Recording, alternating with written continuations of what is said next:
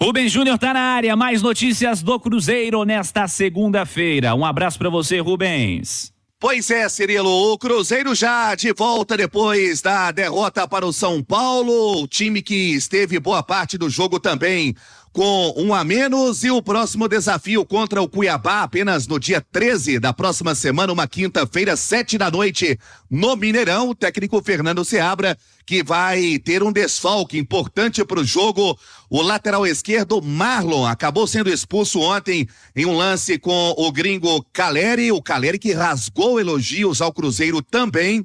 E o Marlon, que vai ser substituído muito provavelmente pelo próprio Kaique. Kaique, prata da casa, ficou boa parte desta temporada em recuperação de lesão, depois que voltou da seleção pré-olímpica também. O Kaique, que agora fica à disposição, briga ali pela posição com o Vidalba, mas muito possivelmente vai o Kaique para o setor. O Cruzeiro ganha folga, a reapresentação não acontece hoje, e lembrando o técnico Fernando Seabra, que perdeu essa invencibilidade de 5 jogos que tinha juntando o Campeonato Brasileiro e também a Copa Sul-Americana. Agora o assunto é na próxima semana, o Cuiabá, jogo na quinta-feira, 19h, no Gigante da Pampulha.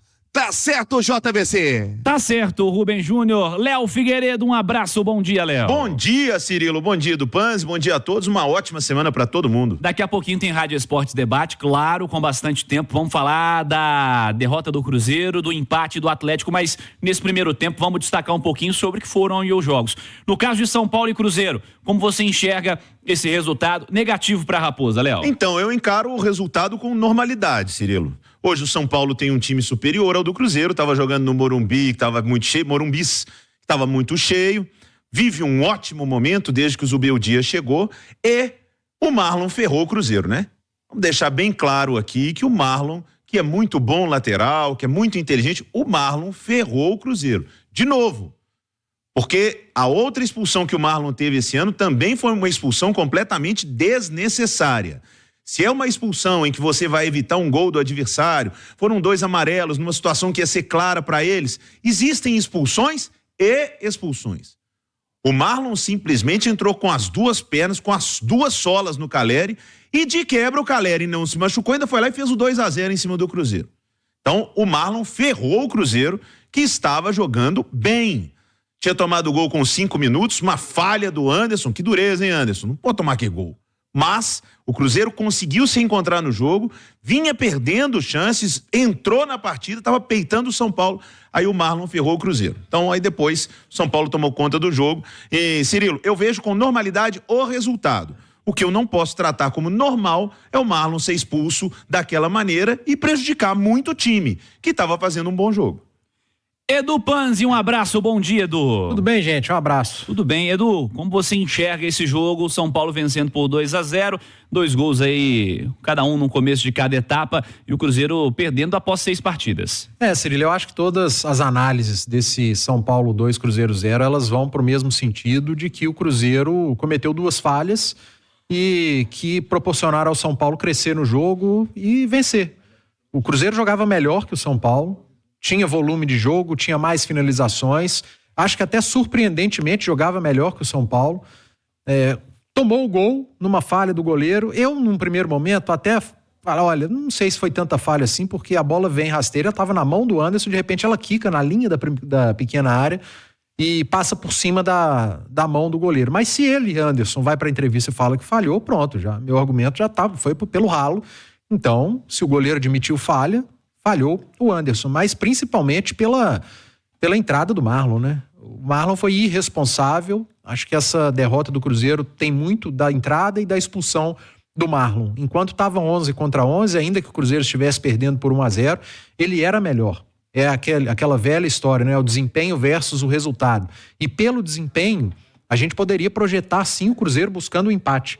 Mas depois que fica com 1 a menos, você perdendo o jogo por 1-0, o que acontece? Se você tá ganhando o jogo que fica com 1 a menos, você tira um atacante.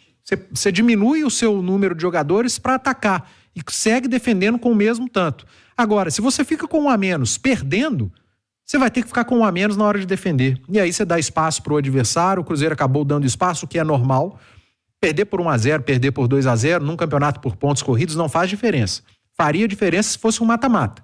Você dá mais uma vantagem de gols pro adversário. Talvez o Cruzeiro poderia continuar apenas se defendendo. Mas é campeonato de pontos corridos. Você tá perdendo por 1-0, meu amigo, vai buscar o empate.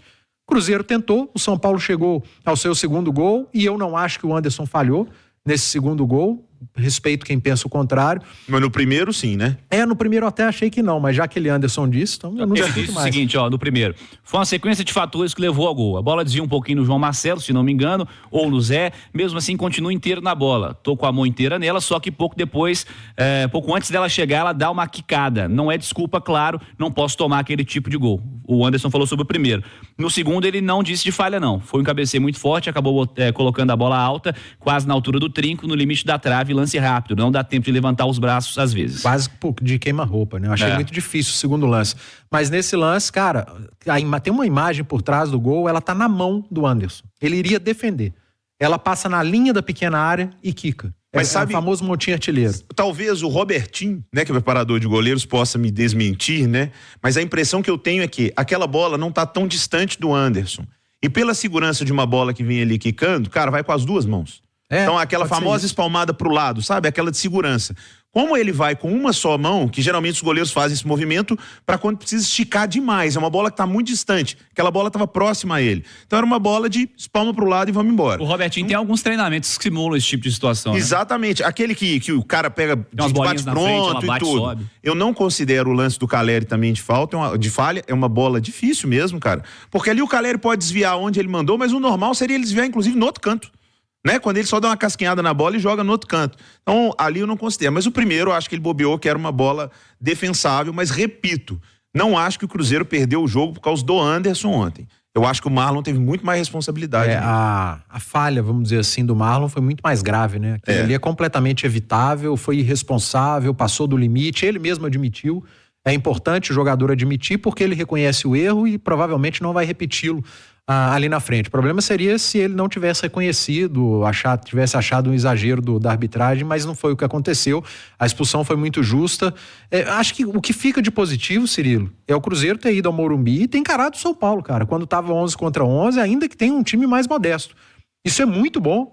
Você vê trabalho, você começa a ver padrão no Cruzeiro, um time que coletivamente funciona, levou muito desconforto a um time que tem vencido seus jogos, que é o São Paulo do Zubeldia, rendeu elogios por parte do treinador argentino ao trabalho do Seabra, só que quando você fica com um a menos perdendo o jogo, aí, meu amigo, aí foi pro espaço, aí não tinha muito o que fazer.